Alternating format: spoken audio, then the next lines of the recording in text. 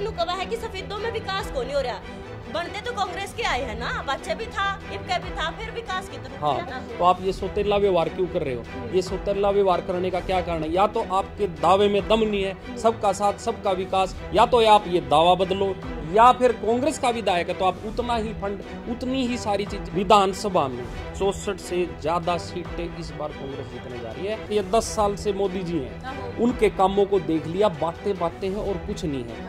राम राम सारे ने मैं उतार गला कुसुम गोयत।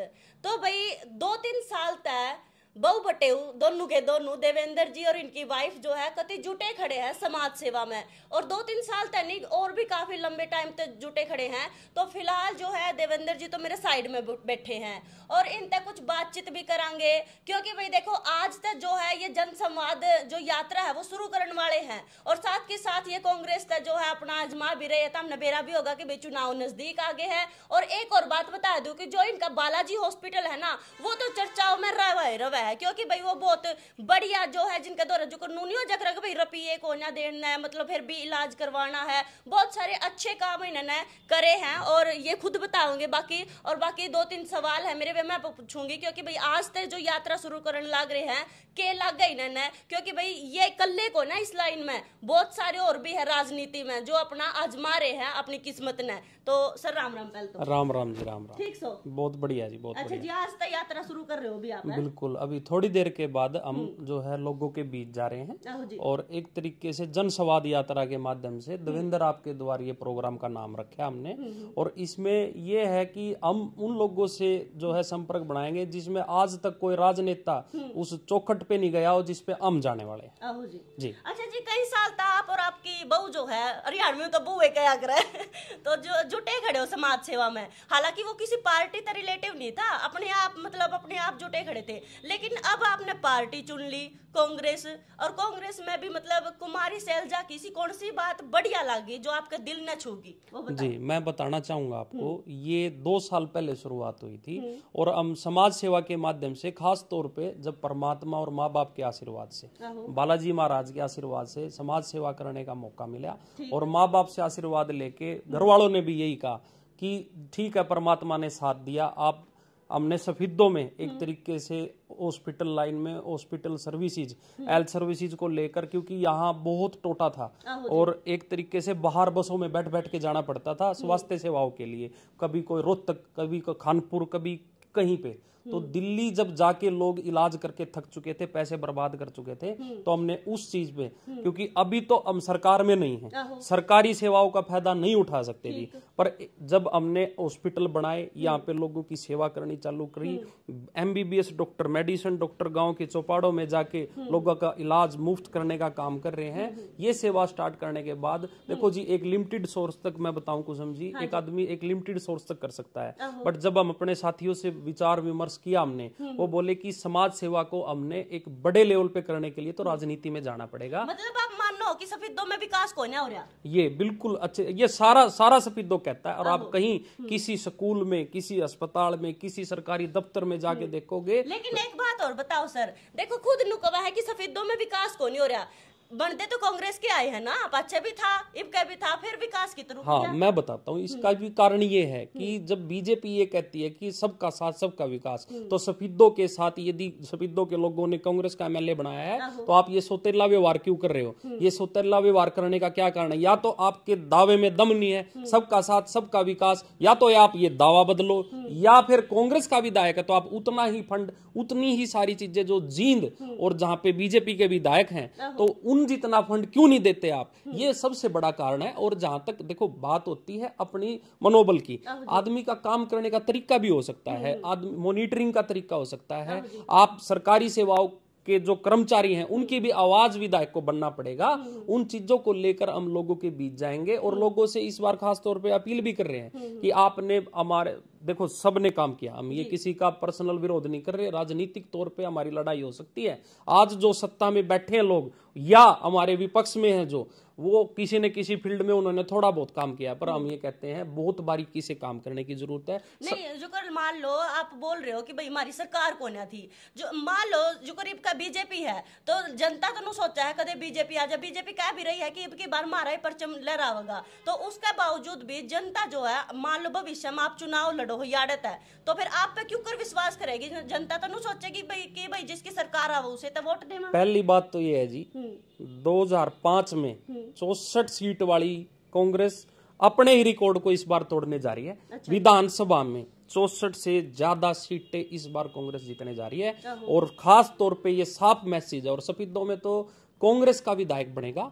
और खास तौर पे ये अपील भी करना चाहेंगे, इस बार आप, मैं ये नहीं कह रहा मेरे को चुने, पर इस बार जिसको भी चुने युवा के चुने, युवाओं की इस बार एक तरीके से भागीदारी हो, और सफेदों की राजनीति में इस बार नया सवेरा आने वाला है। वही बात है देवेंद्र जी, युवा तो और दूसरी पार्टी में भी बहुत सारे खड़े हैं।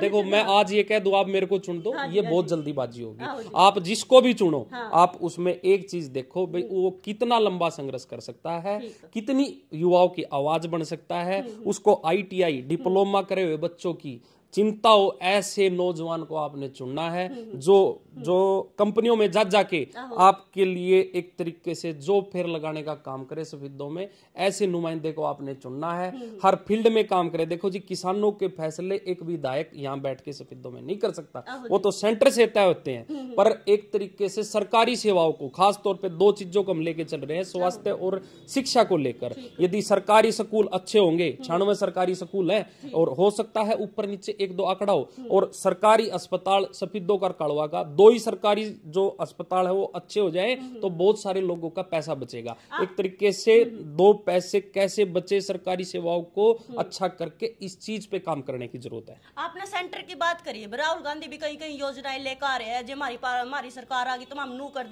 देंगे, वे बातें हैं या फिर कुछ नहीं? ये 70 साल ऐसे ही राज नहीं कर लेती कोई पार्टी। हमारे जो बुजुर्ग हैं उन्होंने ऐसे थोड़ी सोच के किसी पार्टी को वोट दिया होगा।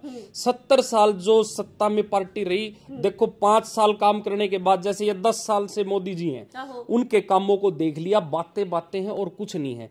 जो सिलेंडर पे बहस करती थी बीजेपी कि 400 रुपए का सिलेंडर है, और धरने पे बैठ जाते थे वहां पे, स्मृति ईरानी जी की बात करें, चाहे बीजेपी के बड़े बड़े नेता, सिलेंडरों को ले लेके दफ्तरों में बैठ गए, और आज क्या हालात है, 1100 रुपए का सिलेंडर।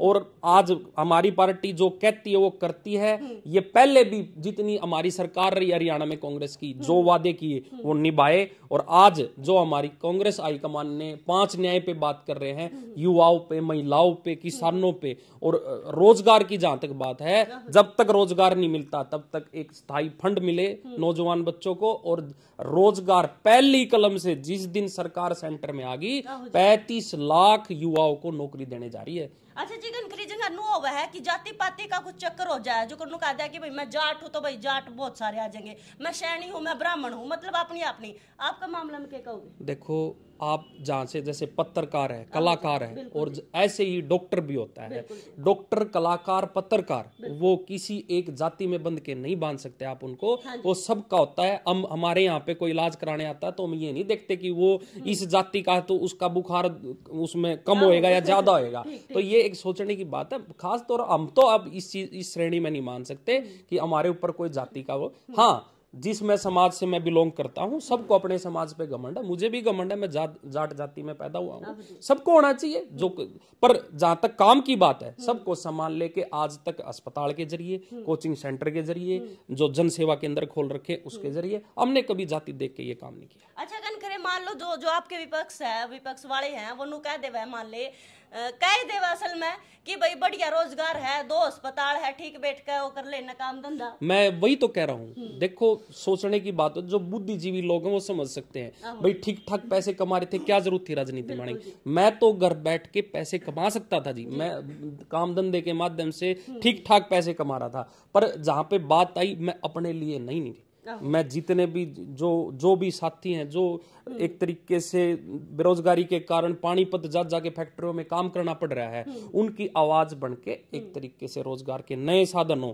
यहाँ पे स्वास्थ्य सेवा और शिक्षा को लेकर जो अलग जगाने निकला युवा, इस यात्रा के माध्यम से आप जब देखोगे इस यात्रा का समापन होएगा और एक बड़ा जलसा कुमारी बहन शैलजा के नेतृत्व में शहीदों में आप ये देखना सारे रिकॉर्ड तोड़ने वाला है। और युवा इस बार नई जागृति लेके शहीदों में आने वाला है। और एक तरीके से खास तौर पे मेरी अपील भी है शहीदों के सभी उन युवाओं से, आपने बहुत अपने माँ बाप की बात माननी है, पर इस बार अपने माँ बाप को मनाना आपने कि इस बार हमने आपके कहने से हर बार मतदान किया, पर इस बार आपने नुमाइंदे को हमारे कहने से चुनना है। युवाओं की आवाज जो बने, किसानों की जो आवाज बने, और एक तरीके से जो युवा साथी है वो ये समझे ये हमारा भाई है, नेता को नहीं भाई को चुनना है, चाहे उसमें मैं हो चाहे और कोई।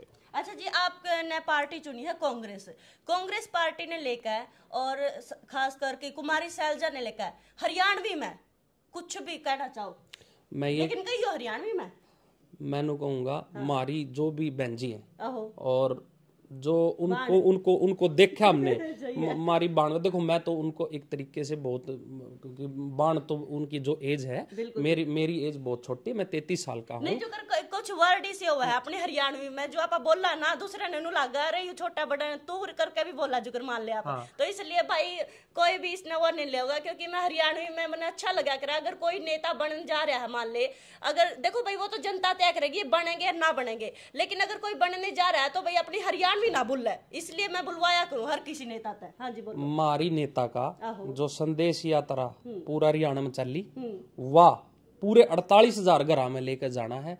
और हमारी बहन जी जो कुमारी शैलजा, उनके संदेश को हर घर में पहुंचाना, और यही मकसद है इस संदेश यात्रा का कि हमारी बहन जो एक तरीके से सभी समाजों की लड़ाई लड़ते हुए शहीदों के घर घर में उस संदेश को पहुंचाएं। और सारे साथियों ने यह मन भी बना लिया है कुछ समझे, और आप इस चीज का हिस्सा भी बनोगे, इस यात्रा में आपको शामिल भी होना है।